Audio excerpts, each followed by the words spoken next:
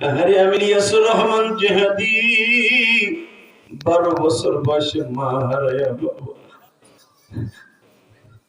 গতকালকে যে মাদ্রাসায় মাহফিল করছি, একটা 12 বছরের ছেলে বাবা পাগড়ি নিল আমার বুকের মধ্যে বসে। আবার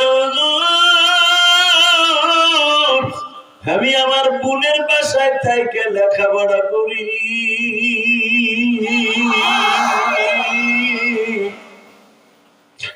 আপনার মতো আমার মা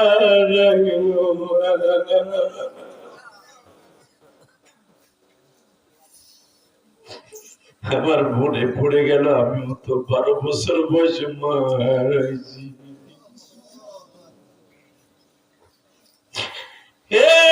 কালকিনির জীবন বাইরে আজকে 30 অক্টোবর, আজকে মাদারীপুর কালকিনির জমিনে বসে 30 অক্টোবর তুমি আমার মালিক রে 2 ফোঁটা পানি দিয়ে বুঝাইয়া দাও। আল্লাহ পূর্বার যাওয়ার জন্য পাসপোর্ট জমা দিছি, আর কোনদিন মা বাবার চেহারাটা দেখতে পারবো কিনা জানি না। কত প্রবাসীর লাশ আসে বাবা,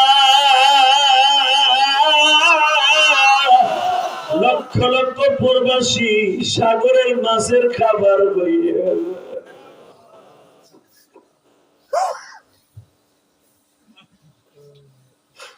আল্লাহ আমার ভাইরা যারা সন্তান প্রবাস থেকে ইটালি, জার্মান, সৌদি আরব, কুয়েত, তাদেরকে ভালো রাখো আল্লাহ, তাদেরকে ভালো রাখো। কারণ আমি গত মাসে 6টা দেশ সফর করে উমরা করে আসলাম।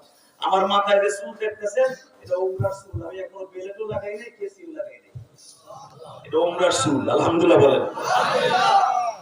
এই যে আপনাদের এলাকার ছেলে উমরায় যে রিয়াদে, তার সাথে আমার দেখা। কষ্ট পেতেছে না? আর মাত্র 10 মিনিট কথা বলবো। আমার দিকে তাকাবেন আর কানবেন। কে কইছে আপনার গুনাহ মাফ হইব না? আমি কোরআন শরীফ ধরে বলে গেলাম, আপনার গুনাহ আজকে মাফ হইতে হইব। মাফ হইতে হইব যদি চাওয়ার মতো আপনি চাইতে পারেন।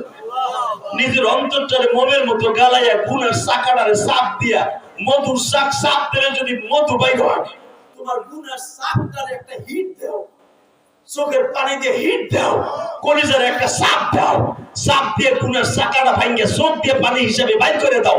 কোরআন হাতে নিয়ে বসি, গুনাহ মাফ, গুনাহ মাফ, গুনাহ মাফ, সব চাপ জান্নাত তোমার জন্য ওয়াজিব, জান্নাত তোমার জন্য ওয়াজিব। গুনাহ মাফ, সব চাপ জান্নাত ওয়াজিব।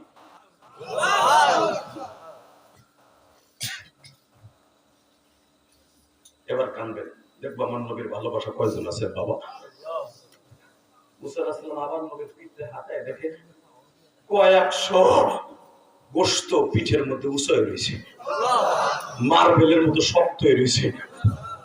একটা জায়গায় মহরে নবুয়তের নিচে এত বড় একটা গর্ত, রক্তগুলো ছলছল করে দেখা যাইতেছে। বাজান রে মুসা পয়গম্বর বলে এই গর্তটা কিসের?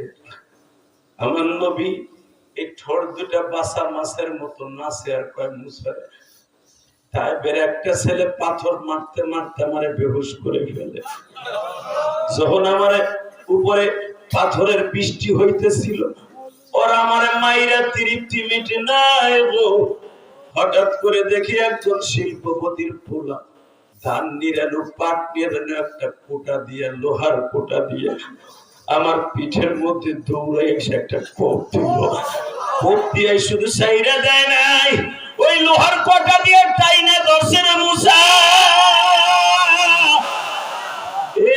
সর্বনাই আল্লাহর পাগলের মুরিদেরা, এবার আমার মওলার একটু নাচানাচি করে দেখায় দাও।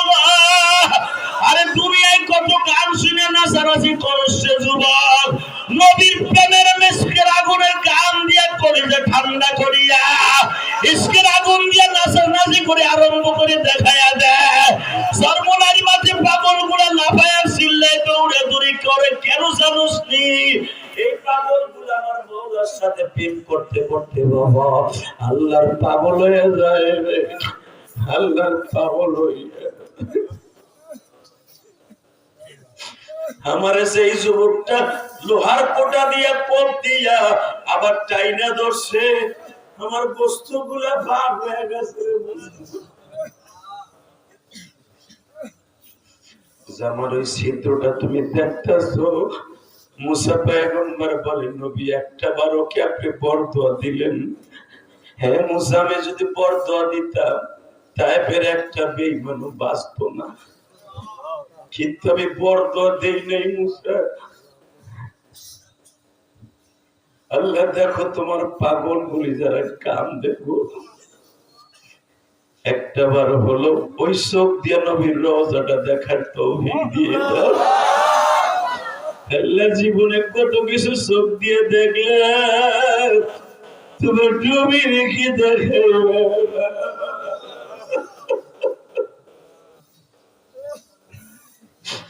আজকে 30 অক্টোবর তুমি দেখো আল্লাহ, তোমার পাগলরা কাঁদে, আলে বুলাবা কাঁদে, মাহারা বাবারা ভাই বোনেরা কাঁদে। কার লাগিয়া কান্দো রে মলাই, কার লাগিয়া কান্দো রে মন, ঘুমিয়াছে সে সোনার মদিনায়। মালিক তুমি না দেখাইয়া কবরে দিও। মুসারে আমারে মারতে মারতে বেহুশ করে ফেললো। আমি 3 বার বেহুশ হইলাম। চতুর্থবার যখন আমার বগলের নিচে হাত দিয়ে তারা খাড়া করে, আমার পাও 2টা রক্তের দ্বারা আটকে গেছে রে মুসা। আমার জুতাটা সিমেন্টের মতো আটকে গেছে পায়ের সাথে, লুলা মানুষের মতো হেঁচড়াইয়া তারা আমার টানে। মুসা, আমার পায়ে কোনো শক্তি নাই, রক্ত পড়তে পড়তে আমি ক্লান্ত হয়ে গেছি। একটা বাগানের কাছে তারা আমার মরা মানুষের মতো ফেলে রেখে দিয়ে গেল। আমি বেহুশ অবস্থায় একজন গোলামের আঙ্গুরের বাগানে যাইয়া বললাম, তোমার নাম কি? আদ্দাস। আমার নাম আদ্দাস। আপনি কেমনে জানেন গো? তুমি নবী হারুন আলাইহিস সালামের বংশের মানুষ, তাই আমি মার খাবো। হারুন নবীর বংশের মানুষের বাগানে আশ্রয় নেব, এটা আমি ভবিষ্যৎবাণীতে আমার আল্লাহ আগের থেকে জানাইছে। আদ্দাস নবীর বুকের মধ্যে হাত দিয়ে, বাবা এখন চিল্লানি মারবা। নবীরে যখন বুকে নিয়ে কান্দে, আমার নবীরে বাবা এক থোকা কালো আঙ্গুর, সাদা আঙ্গুর, শক্তিশালী আঙ্গুর, এইভাবে চিপুর দিয়ে বাবা প্রায় আধা মগ আঙ্গুরের রস বাইর করিয়া তার ভিতরে 2 ফোঁটা বাজান মধু দিয়ে যখন আমার নবীর কাছে আনছে, এবার একটা লাভ দিবা আমার কলিজার টুকরা ভাইরা। নবীর আজকের আগুন দিয়ে কলিজার এখন লাভ মারবা। যখনই ওই মধু মিশ্রিত আঙ্গুরের রস নবীর ঠোঁটের কাছে আসে, বাবা কাটা জায়গায় যদি বাবা পুরো রস লাগে, মনে হয় কলিজাটা ছিঁড়িয়ে গেল। আমার নবীরে প্রথম তায়েফের মাঠে একটা ছেলে ঘুষি দিয়া এই ঠোঁটটা ফাটাই দিছিল বাবা।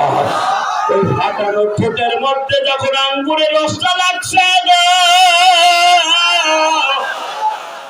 তুমি আমার চিৎকার দিয়া বলে আস্তে এত যন্ত্রণা আঙ্গুরের রসের মধ্যে।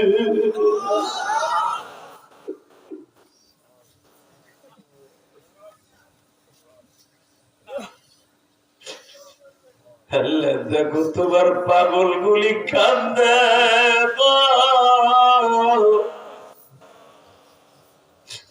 মুসা পয়গম্বর যখন শুনলেন আদ্দাসের রস খাইতে যে নবী লাভ দিছে, যন্ত্রণায় নবী মুখ ধরে বয়ে রয়েছে।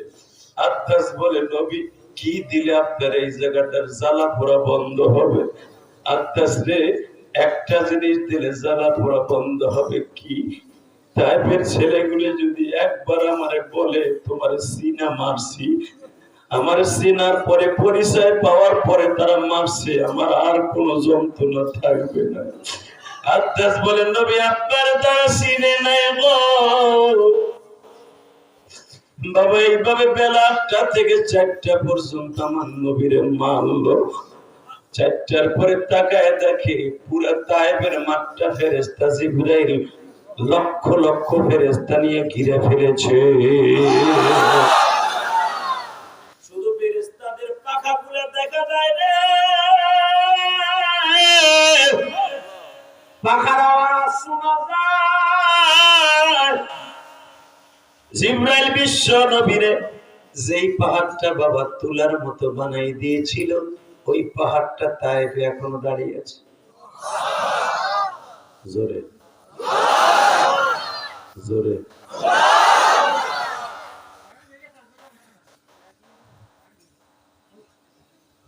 হ্যাঁ।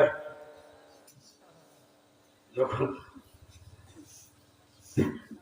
যে পাহাড়টা তুলার মতো নরম হয়ে গেছে, নবীর শরীরের এমন কোন জায়গা নাই পাথরের আঘাতে ছিদ্র হয় নাই, চালুনের মতো ছিদ্র হয়ে গেছে। কলই চালা, ধান চালা, শস্য